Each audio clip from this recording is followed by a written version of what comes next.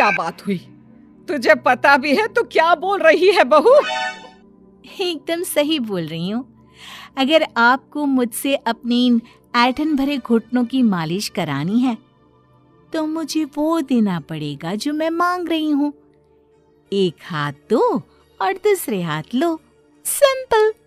बहू हूँ, इसका मतलब ये नहीं कि नौकरानियों की तरह काम करूं। ये है अमृता और उसकी सास रेखा। अमृता एक नई नवेली बहू है जिसकी शादी कुछ दिनों पहले ही रेखा के बेटे माधव के साथ हुई है। वैसे तो अमृता दिल की बहुत अच्छी है, लेकिन वो कहते हैं ना कि खून का रंग तो दिखता ही है। बस वही डॉन की बेटी होने का रंग यहाँ अमृता में भी दिख रहा है, जो है रिश्वत लेना। जी हाँ, काम चाहे कितना भी छोटा या कितना भी बड़ा क्यों ना हो, हमारी अमृता बहू बिना रिश्वत लिए कुछ नहीं करती। चलिए देखते हैं आगे इनके साथ और क्या क्या होता है। रेखा और अमृता को लड़ती देख ससुर प्रेमचंद वहां आता है और कहता है, अरे क्या हुआ? काहे इतना तिल मिला रही हो रेखा? अरे कुछ बोलोगी भी या कानों में हड़ताल हो रखी है तुम दोनों के? देखिए ना पापा जी, माँ जी ने मुझे कहा कि मैं उनके घुटनों की मालिश कर दूं, लेकिन उसके बदले में माँ जी मुझे वो हीरो वाला पुश्तैनी हार देने से इनकार कर रही हैं। क्या? घुटनों की मालिश के लिए हीरो का पुश्तैनी हार कौन मांगता है बहू?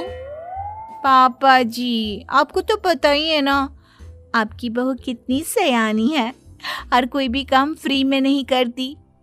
और अब शेखावत खानदान का आटा तो इतना भी गीला नहीं है कि अपनी बहू को हार ना दे पाए। क्यों माय डियर माँ जी? देखा आपने प्रेमचंद जी, ये अब मुझसे पुश्तैनी हार मांग रही है, कल को पूरा घर मांग लेगी। अरे जा जा, मैं खुद कर लूंगी अपनी मालिश। ठीक है, मुझे क्या। एंजॉय योर मालिश टाइम माँ जी। रात में जब पति महादेव दफ्तर से लौटकर घर आते हैं तभी कमरे में, अमो सुनो ना, मेरा वो लाल रंग का जो शर्ट है ना, वो धो दो ना प्लीज। एक्चुअली कल मेरी एक इम्पॉर्टेंट इंटरनेशनल क्लाइंट के साथ मीटिंग है, बहुत बड़ी डील का ऑफर है, इसलिए मैं अपनी उस लकी शर्ट को पहनकर जाना चाहता हूँ। अभी धो दो, रात भर में तो सूखी जाएगी, फिर कल अच्छे से कड़क वाली इस्त्री कर देना अपने शुभ शुभ हाथों से। जी नहीं, मैं ये सब ऐसे ही नहीं करने वाली। अगर काम करवाना है तो मेरी एक शर्त है। अरे यार, तुम और तुम्हारी शर्तें, बोलो क्या है? आपको मुझे 10 मनीष मल्होत्रा डिजाइनर की साड़ियां दिलानी होगी। 2 हफ्तों में मेरी स्वीट हार्ट फ्रेंड बिल्लो रानी की शादी है। मैं वहां डिजाइनर साड़ी पहनकर जाऊंगी और सब कुछ जला दूंगी। माधव अपनी बीवी की बात सुनकर हैरान परेशान अपने सर पर हाथ रखकर बैठ जाता है। अरे तुम बीवी हो या आफत? तुम्हारे दिमाग में जंग लग गया है क्या? देखो इतने सारे पैसे नहीं है मेरे पास। तुम्हारी याददाश्त तो जगह पर है ना माधव, भूल गए? मैं एक डॉन की बेटी हूँ। अगर तुमने मेरे कहे मुताबिक काम नहीं किया तो तुम्हारे लाल शर्ट को दूर ही रखो, मेरे पापा तुम्हें ही लाल कर डालेंगे। ठीक है, चलो अब ज्यादा मत डराओ, तुम्हें जो चाहेगा मिल जाएगा। अब ये डर और रिश्वत का सिलसिला यूं ही चलता रहता है और इसी तरह समय बीतता रहता है। एक सुबह सब नाश्ते के टेबल पर बैठे थे, जहां अमृता सबके सामने एक व्हाइट बोर्ड लाती है जिस पर दिन भर के सारे कामों के रेट लिखे हुए थे। अब ये क्या है? टीचर नहीं बनने का इरादा है क्या तेरा? अगर हाँ तो अफसोस, बेचारे बच्चे, उनका भविष्य तो अंधेरे में है। आप लोग बेकार की बातें बंद कीजिए और आंखें खोलकर ठीक से पढ़िए क्या लिखा है। ये आज के सारे कामों के रेट्स हैं आलू पराठे, चाय, दाल, रोटी, चावल, सब्जी, हलवा, मिठाई, रसोई की सफाई, वॉशिंग मशीन में कपड़े धोना, ओखल में मसाले कूटना और माँ जी और पापा जी के अलमारी की सफाई करना। इन सब कामों की कुल मिला के जो रकम बनती है वो है ये 10,000 रुपये, और माँ जी की लेटेस्ट लाए हुए सोने के झुमके भी। अमृता, तुम इंसान हो या हैवान? जरा तो दया करो हम पर। हे राम जी, उठा लो, अब ना देखा जाता ये सब। सच में पता नहीं कौन सा दिन था वो जब ये हमारे घर आई। महादेव, तेरे प्यार ने तो हमारा जीना दुश्वार कर दिया बेटा। दुनिया में बहुत रिश्वतखोर लोग देखे, लेकिन ऐसी रिश्वतखोर बहू पहली बार देख रहा हूं जो अपने ही परिवार को लूटने में लगी है। बहू, तुझे पता है ना कि ऐसे रिश्वत मांगना गुनाह है। पापा जी, मैं कोई गुनाह नहीं कर रही हूँ। रिश्वत लेना बाहर की दुनिया में गुनाह है, मैं तो बस अपना हक मांगती हूँ। मेरी रिश्वत रिश्वत नहीं, मेरा शगुन है, नेक है। और वैसे भी मैं एक बहू हूँ, इसका मतलब ये नहीं कि मैं सब काम पूरी जिंदगी फ्री में करूँ, आपके चरणों को धोते बैठूं और 4 घंटे आपकी नॉन स्टॉप सेवा करती बैठूं। चलिए छोड़िए, नाश्ता और खाना चाहिए तो बोल दो जल्दी से, वरना मैं चली थिएटर। आज मेरे फेवरेट सलमान की पिक्चर रिलीज हुई है। इतना कहकर अमृता वहां से चली जाती है। इस बेवकूफ का जल्दी कुछ करना पड़ेगा। कुछ दिनों बाद घर में पूजा रखी थी और पूजा में 11 पंडितों का खाना बनाने के लिए कहा जाता है, वो भी नई बहू के हाथों से। देखो अमृता बहू, आज घर में पूजा है, 11 पंडितों को खाना खिलाना है, 56 भोग बना पाओगी? उन्होंने कहा है कि नई बहू के हाथों का खाना ही होना चाहिए, नहीं तो मैं रेखा को ही बोल देता हूँ।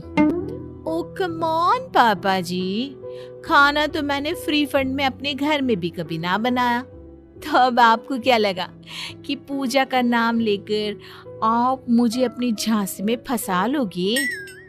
अरे कल मुही, बस अब बस, पहले सुन भी ले क्या कह रहे हैं हम। तुम्हें जितने पैसे चाहिए, जितने तोहफे चाहिए, सब ले लेना, बस पूजा पाठ में कोई बाधा नहीं आनी चाहिए। ओहो, ये हुई ना समझदारी वाली बात। ठीक है, अब आप लोग निश्चिंत रहिए, मैं ऐसा खाना बनाऊंगी कि उन 11 पंडितों की 11 पुश्तें भी मेरे खाने के स्वाद को याद रखेंगी। अमृता पंडितों के लिए खाना पकाती है और पूजा संपन्न होने के बाद उन्हें केले के पत्तों पर खाना परोसती भी है, जिस पर खाने का पहला निवाला खाते ही वो क्या भोजन है। हम इतनी जगहों पर जाते हैं, लेकिन इतना अच्छा स्वाद तो काफी मुश्किल से चखने मिलता है। रेखा जी, प्रेमचंद भाई साहब, आप लोग सच में भाग्यवान हो कि आपको इतनी सर्वगुण संपन्न बहू मिली है, जिसके हाथों में साक्षात माँ अन्नपूर्णा विराजती है। सर्वगुण संपन्न, सबको संपन्न कर देगी यह खूंखार औरत, कुंडली मार कर बैठ गई है मेरे बेचारे बेटे के जीवन में। एक मिनट, अरे ये बात मेरे इस बूढ़े दिमाग में पहले कैसे नहीं आई? इस अमृता की बच्ची को मैं अपने घर से बाहर कैसे निकालूं? इसका उपाय तो पंडित जी के पास जरूर रहेगा। रेखा अगले दिन पंडित जी के पास जाकर उन्हें अमृता के बारे में सब कुछ बता देती है, जिसे सुन पंडित जी भी परेशान हो जाते हैं। अरे बहू तो 7 जन्मों में भी किसी को नसीब ना हो भगवान। देखे रेखा जी, आपकी रिश्वतखोर बहू और आपके बेटे की कुंडलियों को जोड़कर देखा है मैंने, लेकिन इसमें तो यही बता रहे हैं कि ये आपके जीवन से कभी नहीं जाने वाली। इसलिए उससे सुधारने के लिए जल्दी आप लोगों को ही कुछ करना होगा, नहीं तो एक दिन वो आप लोगों को कंगाल करके ही दम लेगी। नहीं, ऐसा हरगिज नहीं होगा। मैं कुछ करूंगी, हाथ पे हाथ धरे नहीं बैठूंगी मैं। वहीं घर पर अमृता को ये पता चल जाता है कि उसकी सास रेखा पंडित जी के पास उसकी और महादेव की कुंडलियां लेकर गई थी। और इस पर जब रेखा घर लौटती है तब वाह माँ जी वाह, बहुत ही ज्यादा सयानी निकली आप तो। लेकिन मैं आपको एक बात बताना चाहती हूँ कि मेरी और महादेव की कुंडलियां जोड़कर पूजा पाठ और हवन करके भी कुछ नहीं मिलेगा, क्योंकि मैं ऐसी बला हूं जो आप सबकी जिंदगियों से अब कभी नहीं टलने वाली। फिर चाहे आप कितने भी टोटके हवन या उपाय कर लें। तो खुद को समझती क्या है रे बदतमीज। तुझसे बात करना तो दूर, मुझे तो तेरी शक्ल देखना भी नहीं पसंद। अब सास बहू के बीच एक अनकहा सा युद्ध छिड़ जाता है। दिन बीतने लगते हैं, लेकिन एक दिन अचानक रेखा की तबीयत हद से ज्यादा खराब हो जाती है और उसे सांस लेने में भी काफी दिक्कत और परेशानी महसूस होती है। जब उसे डॉक्टर के पास ले जाया जाता है तब डॉक्टर चेकअप करके कहते हैं, देखिए मैंने सारे टेस्ट करके देख लिए हैं और रिपोर्ट्स को क्रॉस चेक करके ये पता चला है कि रेखा जी को गंभीर दिल की बीमारी है। उनके फेफड़ों में भी काफी सूजन आ गई है। उनका जल्द से जल्द ऑपरेशन करना होगा, वरना आई एम सॉरी टू से उन्हें बचाना मुश्किल हो जाएगा। ये खबर सुनकर प्रेमचंद और माधव दोनों हक्का बक्का रह जाते हैं। लेकिन डॉक्टर साहब कितने पैसे लगेंगे ऑपरेशन के लिए? और उसके बाद रेखा पूरी तरह ठीक तो हो जाएगी ना? जी हाँ, इस ऑपरेशन के बाद वो बिल्कुल ठीक हो जाएंगी, लेकिन वो तभी हो सकता है जब ऑपरेशन टाइम से हो पा। और रही बात ऑपरेशन के खर्चे की, तो उसमें तकरीबन 6 से 7 लाख रुपए तक लग सकते हैं। जहां एक तरह सब रेखा की तबीयत और ऑपरेशन को लेकर परेशान होते हैं, वहीं घर पर रेखा को बिस्तर पर देखकर भी अमृता के अंदर जरा भी दया नहीं आती। ओ माँ जी, ये अपना फालतू का मेलोड्रामा बंद कीजिए ना आप। मुझे पता है आपको मुझे रिश्वत नहीं देनी है और घर के सारे काम मुझसे मुफ्त में करवाने हैं, इसीलिए आप ये सब कर रही हो ना। सीरियसली अमृता, ऐसे हालात में तुम ऐसी बातें कैसे कर सकती हो? हम यहाँ परेशान हैं कि ऑपरेशन कैसे कराएंगे, बैंक में इतने पैसे भी नहीं है, और तुम माँ को ताने सुना रही हो। अरे अमृता बहू, मैं भला ढोंग क्यों करूंगी? हम 6 से 7 लाख का बंदोबस्त कैसे करेंगे? करेंगे पापा, कैसे भी करेंगे। अमृता, अगर कभी भी जिंदगी में तुमने मुझसे सच्चा प्यार किया है, एक पल के लिए भी सही, तो तुम्हें आज इस परिवार, इस घर की नींव, मेरी माँ को बचाना होगा।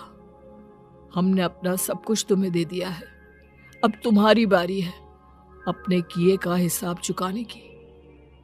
मुझे पता है तुम्हारे अंदर भी दिल है। अमृता बिना कुछ कहे वहां से चली जाती है और अपने कमरे में जाकर वो अलमारी में से अपनी माँ की तस्वीर को निकालकर अपने सीने से लगाती है और भावुक हो जाती है। माँ, आपके जाने के बाद पापा ने ही मेरा ख्याल रखा, लेकिन उनकी वजह से ही मुझ में काफी बुरी आदतें भी आ गई। शायद मुझे इतना बुरा आपकी गैर मौजूदगी ने ही बनाया। मैंने कभी आपकी लोरी नहीं सुनी, आपकी गोद में नहीं सोई, आपके हाथों से अपने बालों की चंपी नहीं करवाई, क्योंकि वक्त से पहले ही आप मुझे यहाँ छोड़कर चली गई। लेकिन अब मैंने जितना भी इस घर से लिया है, उतना सूद समेत चुकाने की बारी आ गई है। अब मैं अपने रहते अपने प्यार को भी उसी दर्द से नहीं गुजरने दे सकती जो मैंने आपके नहीं होने से सहा है। अमृता तुरंत ही अपने सारे पैसे और गहने माधव को लौटा देती है और रेखा का ऑपरेशन किया जाता है। रेखा ठीक हो जाती है और जब घर आती है तब अमृता दरवाजे पर आरती की थाली लिए खड़ी होती है। वेलकम होम माँ जी, आई मिस्ड यू। पता है कितने दिनों से किसी के भी साथ लड़ाई नहीं की थी मैंने, और ना ही किसी से रिश्वत मिली मुझे। क्या? हमें तो लगा था कि तेरी अकल ठिकाने आ गई है, लेकिन तू तो अभी भी जैसी की तैसी ही है। माँ जी, पूरी बात तो सुनिए। हाँ, ये सच है कि मैं रिश्वत लिए बिना नहीं रह सकती। लेकिन अब ना मेरी रिश्वत बदल गई है। अब मुझे हर काम के बदले झप्पी, अपनापन, प्यार और अपनी इस माँ का दुलार चाहिए। ये सब तो हम तुझे भर भर के दे सकते हैं बेटा। पूरा घर एक साथ अमृता को जोर की झप्पी देता है।